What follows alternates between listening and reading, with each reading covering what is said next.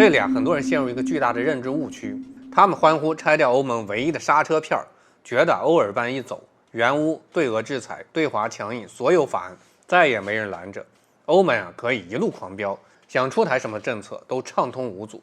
可真到了千億資金落地，各國真金白銀掏腰包的時候，立馬被現實狠狠打臉。嘴上喊援烏的西歐国家，一談到掏錢就集體沉默。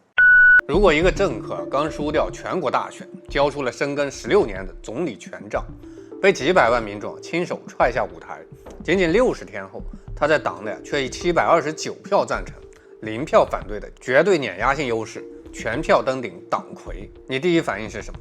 很多觀眾彈幕已經飄出來了，這絕對是劇本，是苦肉計，是避風頭，甚至有人說他是躲在幕後遙控，用退位換取歐盟164億歐元的巨額資金，準備着一場驚天的復仇。但我勸你先別急着下定論。古人云：禍兮福之所倚，福兮禍之所伏。很多人只看到這一出起落的政治爽劇，卻沒看懂這背後隱藏的是歐洲地緣格局的致命裂痕。全網都在盯着歐爾班的私人恩怨，我來幫你們看清歐盟這輛狂奔的戰車正駛向一個剎車失靈的懸崖。全網所有人只聊匈牙利內政，本期視頻我把匈牙利變局、歐盟內部撕裂、中歐貿易博弈3件事融會貫通。看完本期視頻，你對歐洲地缘政治的認知直接升一個維度。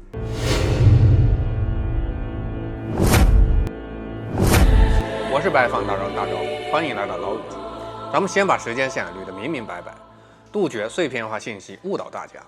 先看时间线1 2026年4月12號，歐爾班遭遇歷史性滑鐵盧，匈牙利國民議會大選，歐爾班深耕16年的青年民主主義聯盟遭遇昔日心腹馬扎爾創立的蒂薩黨碾壓，議會總共199個席位，蒂薩黨狂攬141席，拿下2/3絕對多數，親民盟僅剩52席，慘敗收場。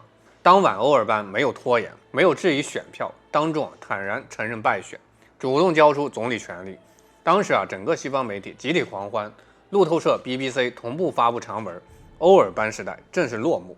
布魯塞爾歐盟總部一片狂歡，冯德萊恩公開表態，稱讚匈牙利民眾做出貼合歐洲一體化的正確選擇，甚至已經着手修改歐盟投票規則，就怕再出現匈牙利這種動不動一票否決的刺兒頭國家。這裡很多人陷入一個巨大的認知誤區，他們歡呼拆掉歐盟唯一的剎車片，覺得歐爾班一走，援烏、對俄制裁、對華強硬所有法案再也沒人攔着，歐盟可以一路狂飆，想出台什麼政策都暢通無阻。但古人講中庸，凡事預則立，不預則廢。一輛車沒有剎車片，看似起步飛快，可衝到資金、財政、各國利益的懸崖面前，只會剎不住，摔得更慘。歐盟拆掉歐爾班這道剎車片，各種法案紙面上能輕鬆通過，可真到了千億資金落地，各國真金白銀掏腰包的時候，立馬被現實狠狠打臉。歐盟期盼什麼？期盼着再沒人攔着援烏資金，攔着對俄制裁能源，統一強硬對華。更讓布魯塞爾開心的是，新總理毛焦爾上台，立刻全盤妥協歐盟訴求，加入歐爾班堅決拒絕的歐洲檢察官辦公室，全面推進司法反腐改革。放開900億歐元歐盟援烏貸款審批，短短1個月，歐盟直接解凍凍結多年的164歐元復甦基金，這筆錢相當於匈牙利全年財政預算13%，成為新政府最亮眼的政績。表面上看，沒了歐爾班一票否決，900億援烏貸款紙面順利放行，可現實問題接踵而至，這筆巨額貸款需要27國分攤兜底償還。匈牙利、捷克、斯洛伐克直接拿到豁免，1分錢不用出，所有財政壓力全部壓在德國、法國、北歐諸國身上。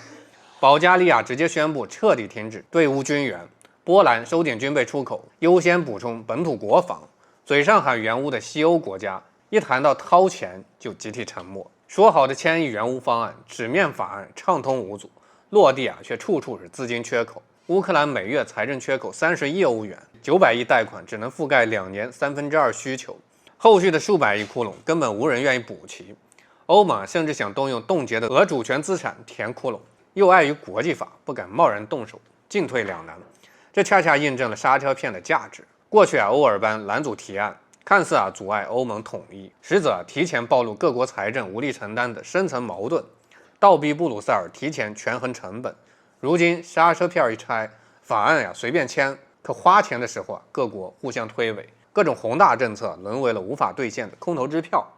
道德經講，曲則全，枉則直，有制衡的阻力才會逼迫決策三思。無約束的狂奔只會留下一堆無法落地的空文。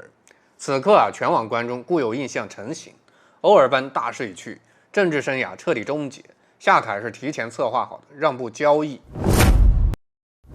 好，說完時間線1，再來看時間線2。2026年6月13號，短短60天過去，劇情驚天反轉。親民盟召開全黨代表大會，選舉黨主席，全場只有歐爾班1名候選人。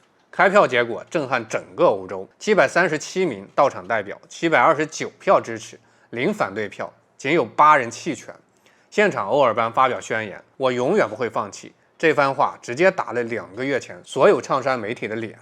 看到這裡，90%普通人第一直覺，全票0反對，擺明內部串通演戲，故意下台避風頭，不用直面民眾通脹、物價、腐敗指責，躲在幕後操縱政黨，進退自如。這裡拋出第一個核心的反轉視角，結合《禮記·大學》“君子慎其獨，民心分2層”，戳破大眾認知盲區。全國大選是全民選民投票，黨內黨代會是鐵桿核心支持者投票，兩套人群訴求完全割裂，根本不存在刻意演戲。全民選民關心柴米油鹽，匈牙利連續多年高通脹，民生福利縮水，國內腐敗爭議層出不窮，民眾投票只看當下生活好不好過。歐爾班長期為了捍衛匈牙利主權硬剛歐盟，寧願凍結100億歐元資金，也不肯妥協法治改革。老百姓肉眼看不到短期實惠，自然用選票表達不滿。敗選是真實民意，絕非做戲。黨內代表是親民盟根基，這批人追隨歐爾班20餘年，認同他民族保守、主權獨立，不盲從布魯塞爾的核心路線。在他們眼中敗選只是短期民意搖擺，歐爾班是政黨締造者。沒有第二人能夠替代，就算失去總理行政權，也必須守住政黨領導權，等待下一屆議會選舉翻盤。周易有云：窮則變，變則通，通則久。歐爾班全票當選是黨內力量自發的選擇，不是提前編排的劇本。這裡糾正一個致命誤區退居反對黨魁不是換位置躲責任，反而失去行政實權，沒有政府財政、立法主導權，只能在議會做監督制衡。所有政策提案都會被執政黨地薩黨否決，想推行外交、經濟主張難上加難，根本不存在幕後操控、一手遮天的條件。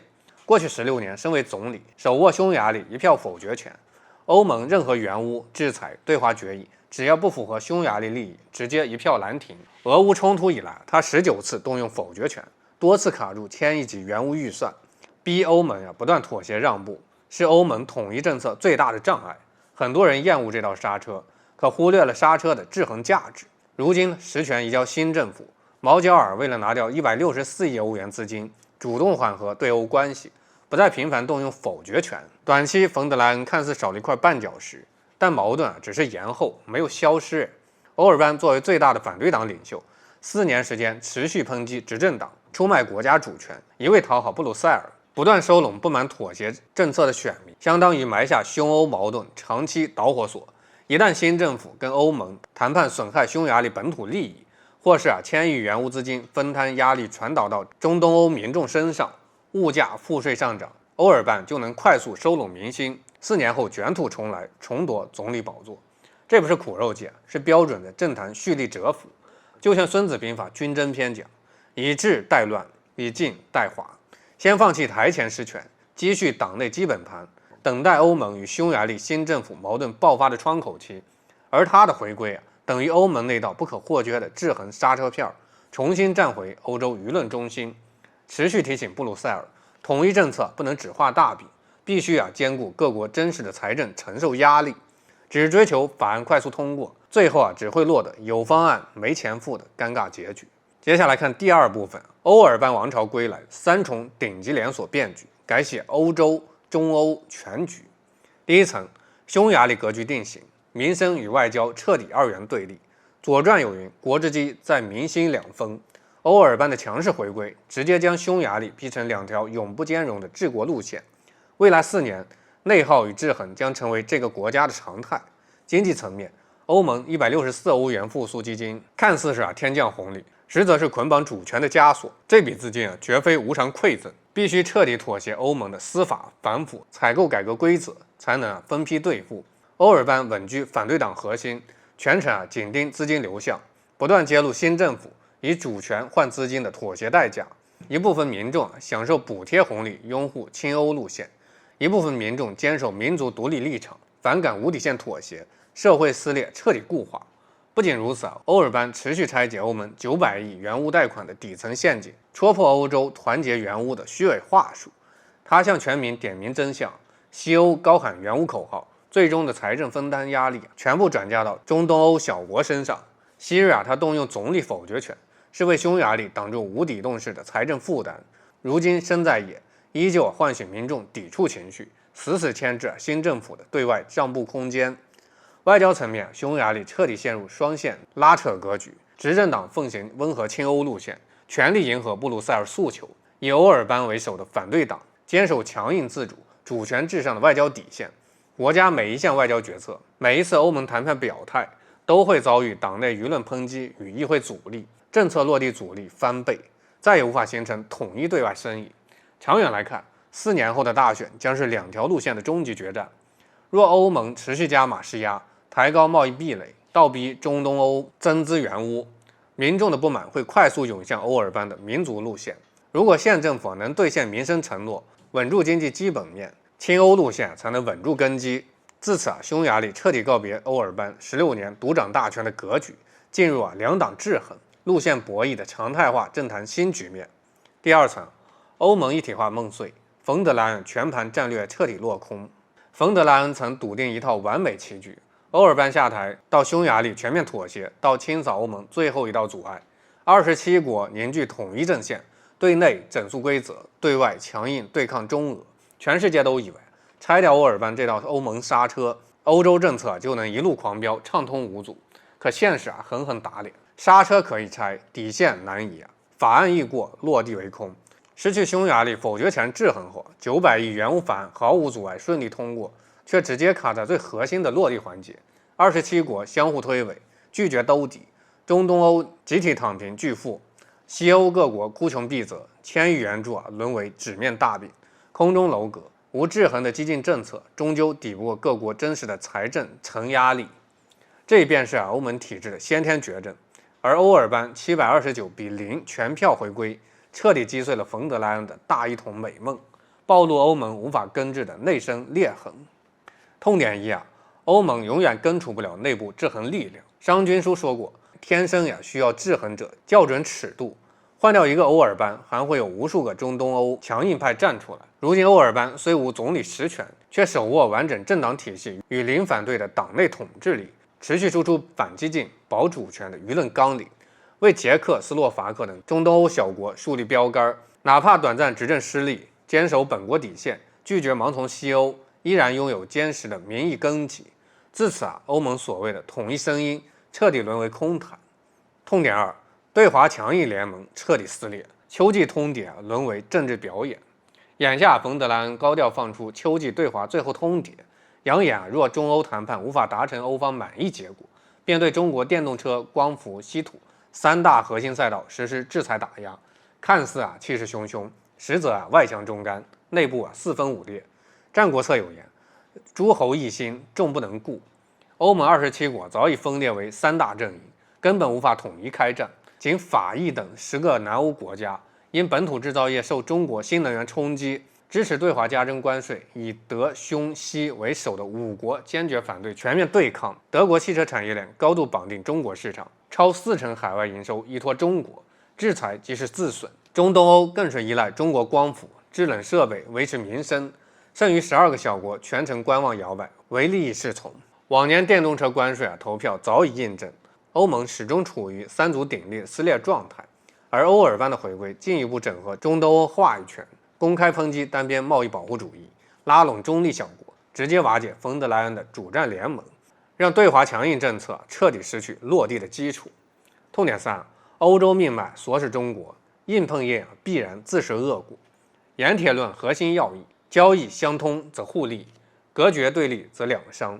當下歐洲的民生與產業命脈牢牢攥在中國手裡。今年夏天，歐洲極端高溫肆虐，直接熱死3000多人。全球80%的家用空調、全套智能產業鏈均由中國掌控。歐洲沒有替代產能，中國商品是民眾度夏的剛需保障。同時呢，歐洲能源轉型依賴的光伏組件、儲能設備、動力電池，80%以上產能集中在中國。